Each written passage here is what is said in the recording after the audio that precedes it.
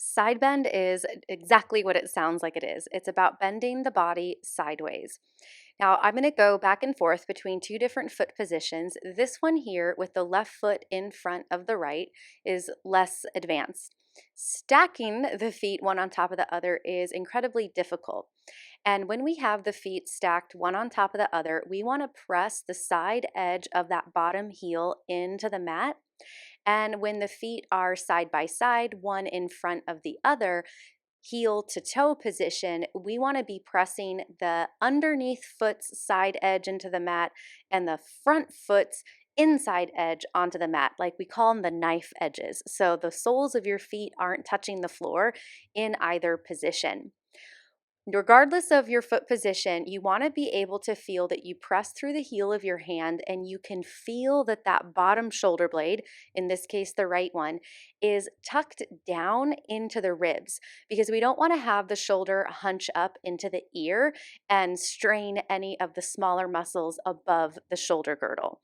We want to feel the armpit, and sometimes I call it the butt pit, the side of the hip of the underneath side when we're in this exercise.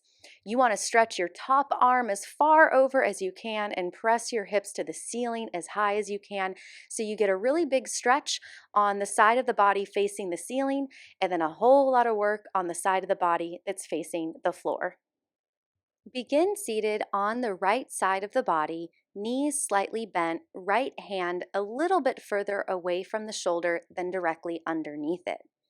Stack the feet one on top of the other or bring the top foot in front of the bottom foot. Take a full breath, pressing the side edge of the bottom foot, lifting the hips and stretching the arm overhead as far as you can. And then inhale and exhale, bend the legs and lower the hips to the starting position. Try staggering the legs. Bring the left foot in front of the right. Press through the side edges of both feet as you lift the hips, stretching the arm over, pressing the hips as high as you can.